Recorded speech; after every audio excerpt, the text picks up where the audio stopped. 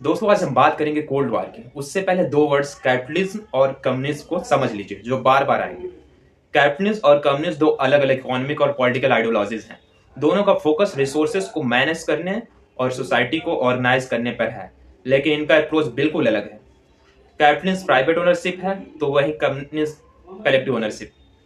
Capitalism में profit motive ज्यादा होता है, इकोनॉमिक फ्रीडम होती है। वहीं पर कम्युनिज्म नॉन प्रॉफिट मोटिव और इस पर गवर्नमेंट कंट्रोल ज्यादा होता है। अब हम अपने मेन टॉपिक कोल्ड वॉर पे आते हैं। कोल्ड वॉर का पूरा हिस्ट्री एक इंटरेस्टिंग और कॉम्प्लेक्स पीरियड था, जो वर्ल्ड वॉर सेकेंड के बाद से लेकर 1991 तक चला। इसमें यूएसए और यूएसएसआर यानी कि सोवियत यूनियन के बीच आइडियोलॉजिकल, पॉलिटिकल और मिलिट्री राइवलरी थी, पर डायरेक्ट वॉर नहीं हुआ। इसको कोल्ड वॉर इसलिए भी बोला गया दोस्तों, क्योंकि दोनों सुपर पावर्स कभी एक दूसरे के खिलाफ डायरेक्टली बैटल फील्ड में नहीं लड़े, बल्कि प्रॉक्सी वार्स, इकोनॉमिक कंपटीशन और पॉलिटिकल इन्फ्लुएंस के जरिए अपनी लड़ाई लड़ते रहे। अब इसका बैकग्राउंड देखते हैं दोस्तों। वर्ल्ड वॉर सेकेंड के बाद दुनिया दो बड़े ब्लॉक्स में डिवाइड हो गई, वेस्टर्न ब्लॉक और ईस्टर्न ब्लॉक। वेस्टर्न ब्लॉक में यूएसए के लीडरशिप में, जहां डेमोक्रेसी और कैपिटलिज्म को प्रमोट किया गया।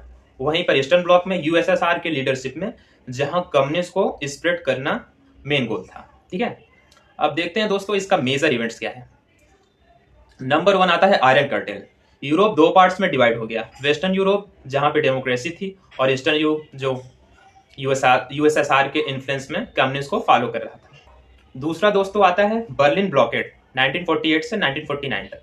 बर्लिन को लेकर पहला मेजर कॉन्फ्लिक्ट हुआ जब यूएसएसआर ने वेस्ट बर्लिन को सप्लाईज से कट ऑफ कर दिया। यूएसए ने बर्लिन एयरलिफ्ट के जरिए वेस्ट बर्लिन तक सप्लाईज पहुंचाया और यूएसएसआर को अपना ब्लॉकेड खत्म करना पड़ा। नंबर 3 दोस्तों, नाटो वर्सेस वार्साओ पैक्ट, पोलैंड की राजधानी है। ठीक है, 1949 में यूएसएस ने अपने वेस्टर्न अलाइंस के साथ नाटो बनाया था, एक मिलिट्री अलायंस जो यूएसएसआर के थ्रेट से डिफेंड करने के लिए था। 1955 में यूएसएसआर ने इसका जवाब वार्साओ पैक्ट से दिया, जो ईस्टर्न यूरोपियन कंट्रीज का मिलिट्री अलायंस था। नंबर 4 दोस्तों आता है आर्म्स रेस और स्पेस रेस। दोनों सुपर पावर्स ने अपने न्यूक्लियर आर्सेनल्स और स्पेस कैपेबिलिटीज में कंपटीशन किया। 1957 में यूएसएसआर ने स्पुतनिक सैटेलाइट लॉन्च करके स्पेस रेस में पहला स्टेप लिया।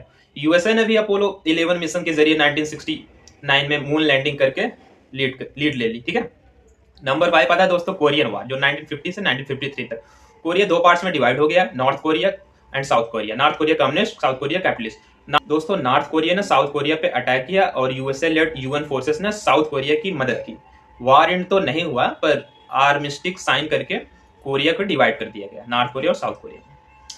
नंबर 6 आता है दोस्तों क्यूबन मिसाइल क्राइसिस 1962 में। यह कोल्ड वार का सबसे डेंजरस मोमेंट था दोस्तों, जब यूएसएसआर ने क्यूबा में अपने न्यूक्लियर मिसाइल्स डिप्लॉय कर दिए। यूएसए और यूएसएसआर के बीच इंटेंस निगोसिएशन के बाद यह क्राइसिस रिजॉल्व हुआ और दोनों ने अपने मिसाइल्स रिमूव कर लिए। ठीक है, फिर आता है दोस्तों वियतनाम वॉर 1955 से 1975 तक।